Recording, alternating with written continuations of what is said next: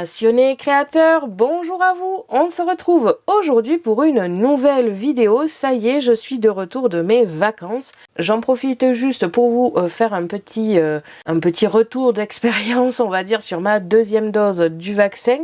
Donc comme vous le savez peut-être, la semaine dernière, lundi dernier, j'ai réalisé ma deuxième dose.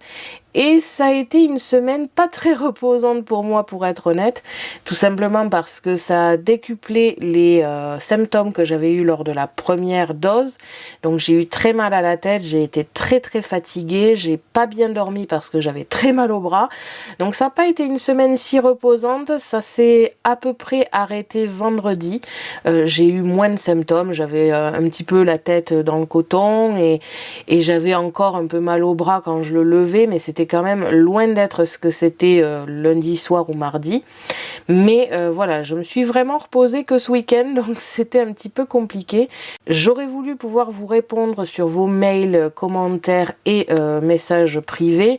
Malheureusement, j'ai vraiment été très mal et le week-end, j'ai voulu me le garder pour me reposer, pour me ressourcer. J'ai pas mal geeké pour être honnête, hein. J'ai pas beaucoup travaillé, je suis pas du tout allée dans l'atelier.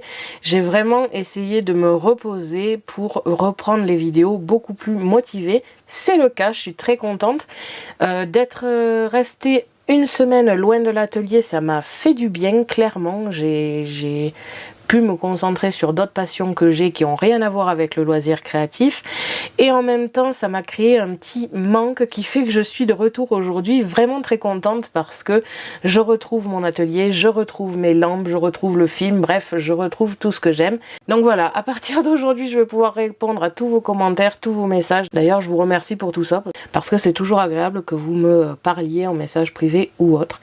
Donc à partir d'aujourd'hui je vais pouvoir vous répondre, ça fait du bien aussi. Donc pour en revenir au sujet de la vidéo, on va créer cette petite carte automnale. Pour moi c'est de même et le jour où je publie c'est réellement le jour de l'automne, le 21 septembre. J'ai donc décidé de faire une création vraiment automnale avec des feuilles, du vert, du orange et du marron. Et comme on peut le voir, on a une carte qui est très mignonne avec une toute petite partie texte à l'arrière, mais vraiment le plus important c'est le devant avec la décoration. C'est comme ceci qu'elle a été pensée pour être exposée de cette façon-ci ou ouverte. Après ça c'est à vous de voir et surtout à la personne qui recevra cette carte. Je vais bientôt attaquer Halloween parce que ça va vite arriver, je sens.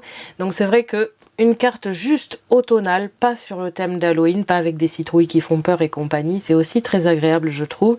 Et puis ça peut aller aussi pour des cartes d'anniversaire des personnes qui sont nées à l'automne. On va donc se retrouver tout de suite pour le matériel et le tutoriel.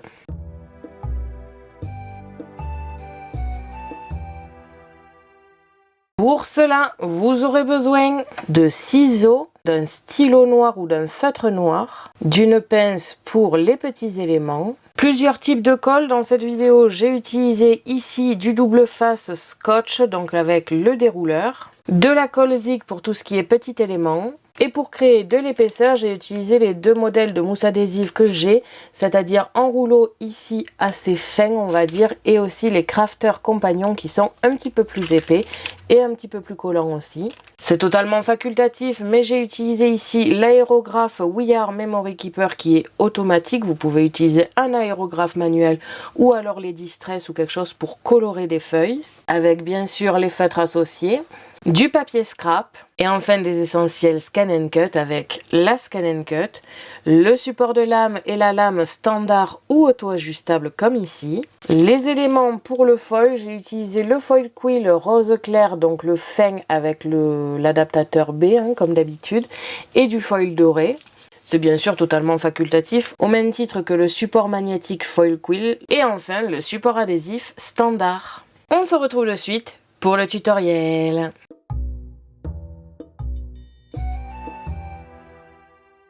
On se retrouve comme d'habitude sur Canva Workspace, le programme de la Scan & Cut, pour commencer à analyser le motif d'aujourd'hui et aussi pour vous montrer en accéléré comment on le réalise. J'en profite de suite pour vous le dire, n'hésitez pas à aller retrouver le fichier FCM gratuitement en téléchargement sur mon blog.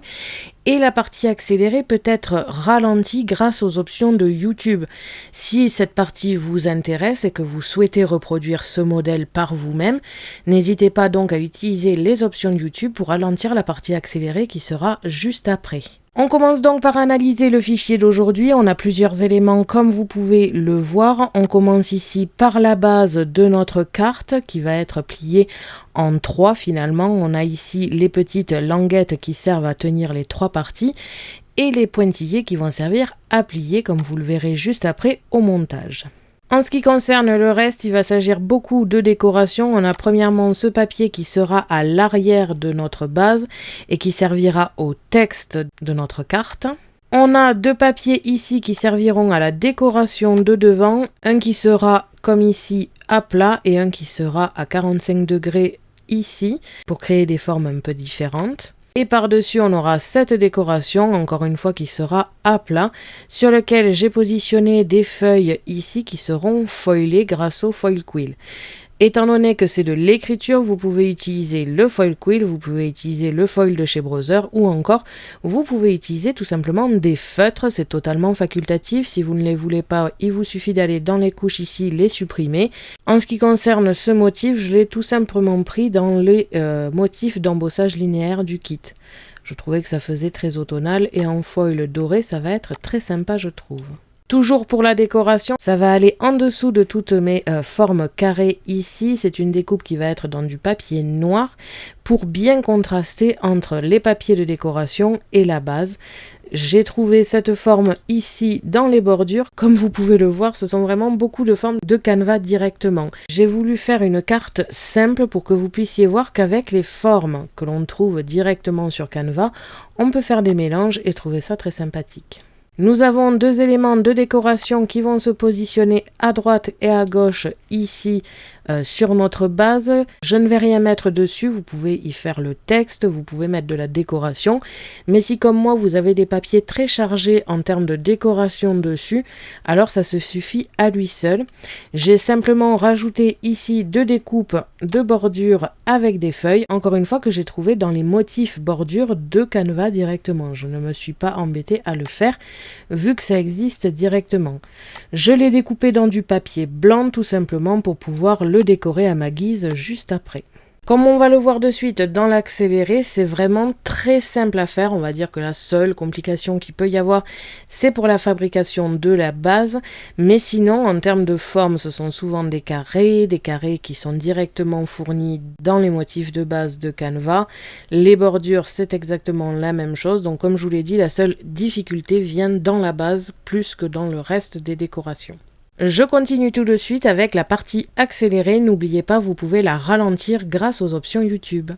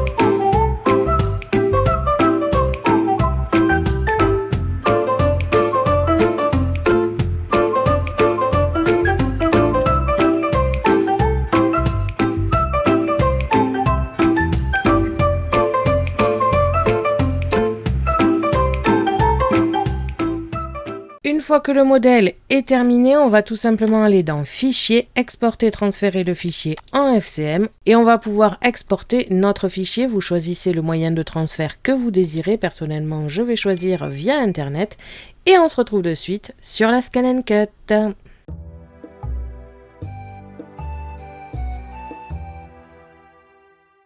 se retrouve donc sur la Scan & Cut. Je vais aller dans récupération de données via le Wi-Fi pour ma part. Bien sûr, vous choisissez le moyen de transfert que vous désirez.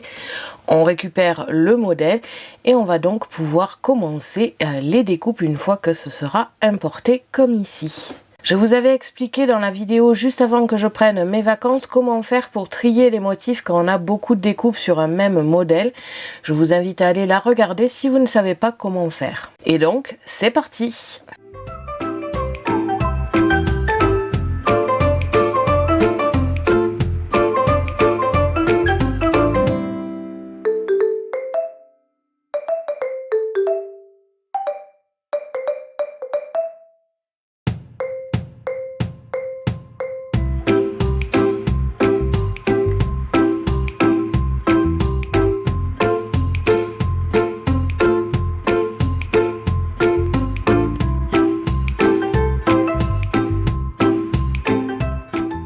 Quand on a terminé toutes les découpes, on va pouvoir passer au montage et à la décoration.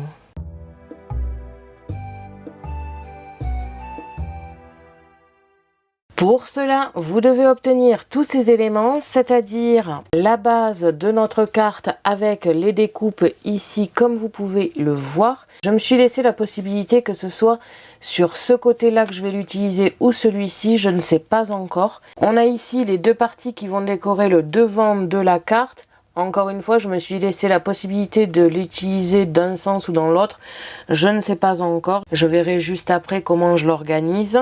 Vous devez avoir aussi ces trois découpes ici qui vont constituer la décoration du devant encore une fois. Avec cette découpe faite dans du papier noir qui doit être placée au centre comme ici.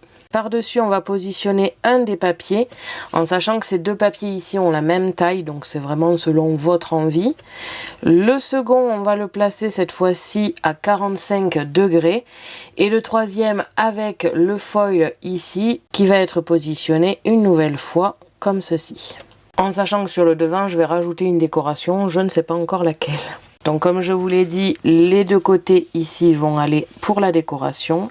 Je me suis créé un autre papier, le même papier d'ailleurs que j'ai utilisé pour le foil, tout simplement parce qu'il est clair et que cela va me permettre d'écrire le texte et qui va être positionné à l'arrière ici de ma base. Vous pouvez très bien utiliser les côtés ici pour faire le texte. Personnellement, j'aime bien que les textes soient un peu masqués. Dans une carte fermée, ça ne pose pas de souci. Mais sur ce genre de carte, je ne veux pas que le texte soit vraiment visible dès le départ. J'aime bien que ce soit un petit peu privé et que ce soit que la personne qui le reçoive qui puisse lire le message.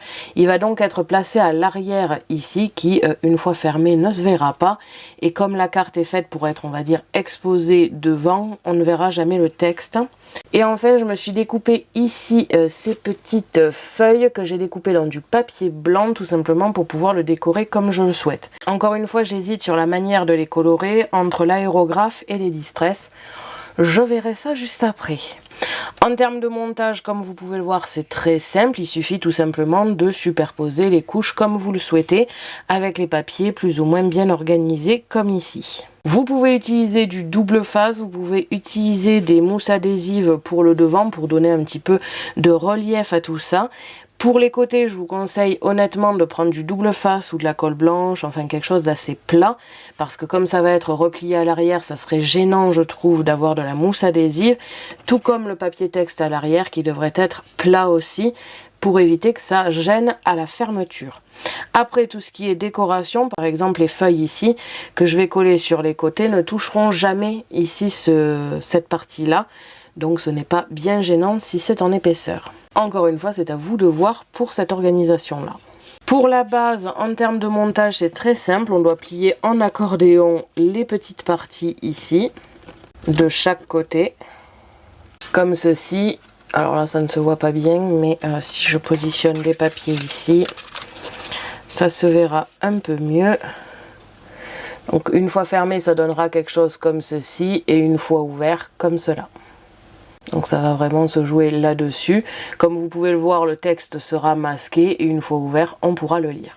Je vais organiser toutes les couches, je vais essayer de toutes les coller ici et maintenant. Je vais vous le faire en accéléré parce que, bon, pour faire du collage, ça devrait pas être compliqué. Et surtout parce que je vais pas mal réfléchir, je pense, à quel sens j'utilise. Au niveau de la base, je pense utiliser ce côté-là parce que je trouve joli, très frais. Et en même temps, celui-ci étant très chargé, ça ne gêne pas que je ne décore pas de ce côté-là. Donc voilà. Après, encore une fois, ces papiers, vous pouvez les découper en double, ce qui fait que vous pourrez décorer l'arrière. Donc c'est parti, je passe en accéléré et on se retrouve juste après pour la décoration.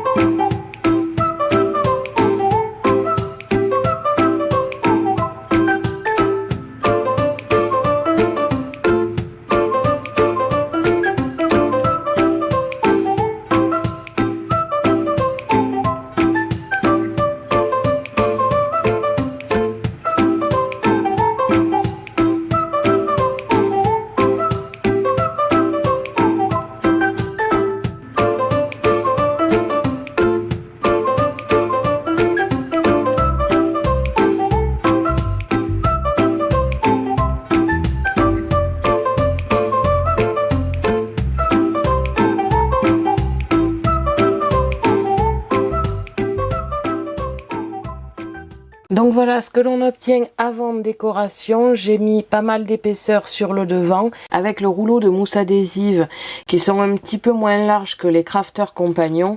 J'ai rajouté ici de l'épaisseur sur le premier papier.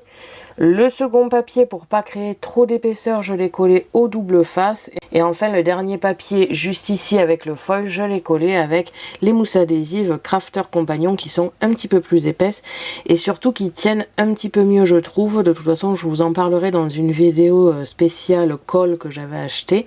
Je vais rajouter sûrement un élément ici, alors soit des strass, soit une décoration très automnale et ça risque de peser un petit peu lourd. Donc j'ai préféré mettre la meilleure qualité de mousse adhésive ici, comme ça ne gêne absolument pas. Je vais maintenant passer à la décoration, premièrement en décorant ici ces deux découpes et ensuite en rajoutant strass et stickers comme d'habitude. Je ne vais pas beaucoup décorer en plus de ce que j'ai fait à l'heure actuelle parce qu'en fait je trouve que la carte est assez chargée en elle-même, elle se suffit toute seule, même sans strass presque elle serait très jolie. Je ne suis pas sûre d'en mettre ici sur le noir, j'ai peur que ça gâche cet effet bien tranché et contrasté des couleurs.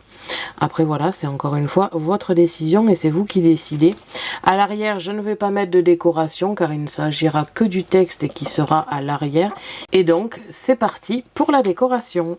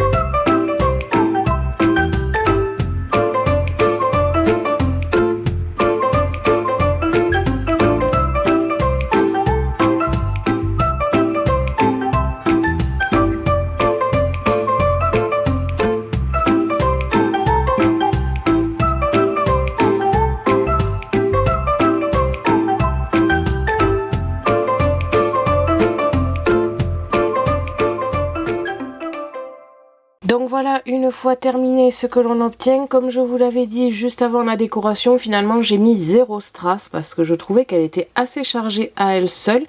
Les papiers sont chargés, la décoration en papier est chargée et je ne trouve pas nécessaire de rajouter des strass, je trouve que ça gâcherait plus qu'autre chose. Après encore une fois, ça dépend de vos papiers et de vos goûts, si vous voulez mettre des strass vous pouvez très bien, mais moi je trouvais qu'elle était très jolie comme ceci. J'ai rajouté, comme vous avez pu le voir, la feuille en 3D ici en bois achetée à Action qui est collée avec la zig et non en épaisseur parce qu'elle est déjà assez épaisse. Et finalement, ça ne gâche pas du tout le foil qu'il y a derrière. Au contraire, ça fait bien ressortir et le foil et la feuille. Donc je trouve ça très joli. En termes de décoration, comme vous pouvez le voir, une fois ouverte, c'est très sympathique aussi. Je trouvais que les papiers ici étaient assez chargés à droite et à gauche pour ne pas mettre de strass, de stickers ou autre. Et le papier noir fait un très joli contraste que je ne voulais pas gâcher non plus. À l'arrière, je n'ai pas mis de décoration comme je l'avais dit parce que une fois fermé, je trouve que le papier est très joli et une fois ouvert pour le texte suffira à lui seul encore une fois. La seule chose que vous pourriez mettre, c'est du stickers parce que les strass, clairement, ça empêcherait la carte de bien se refermer. Après, c'est à vous de voir. Et encore une fois, ce côté-là, c'est vraiment juste pour le texte, pour avoir un petit côté privé et un peu caché. Après, la carte est faite pour être exposée comme ceci, soit fermée, soit ouverte, droite, devant. Donc, je trouve que c'est vraiment le devant qui doit être décoré en priorité. Donc voilà, comme vous pouvez le voir, c'est une carte qui est très simple à faire, très rapide à faire en termes de montage et de décoration. Sur Canva Workspace, le plus difficile, vraiment la base qu'il faut bien calculer ici, les petites languettes et tout. Mais sinon, après, c'est très simple. Comme vous avez pu le voir, ce sont beaucoup de motifs que j'ai utilisés de Canva Workspace directement. Je n'ai rien fabriqué cette fois-ci, mais je trouvais que c'était sympa aussi d'utiliser les outils que propose Canva Workspace. La vidéo est maintenant terminée, j'espère que cette carte vous aura plu ainsi que ce tutoriel. Ça signe donc mon retour, je suis très contente de revenir, je suis très contente d'avoir fait une création, je n'ai absolument pas touché à l'atelier durant mes vacances et c'est vrai que ça fait quand même du bien de se retrouver ici, à filmer, à vous parler et aussi à créer tout simplement. On se retrouve donc mardi prochain pour une autre vidéo Scan & Cut et vendredi pour une vidéo fait main. Merci à tous d'avoir regardé ma vidéo, n'hésitez pas à me poser des questions ainsi qu'à me dire en commentaire ce que vous avez pensé de cette petite carte d'automne. Je vous invite à me suivre sur mon blog ainsi que mes réseaux sociaux que vous pouvez retrouver dans la description de la vidéo. À la prochaine pour de nouvelles créations.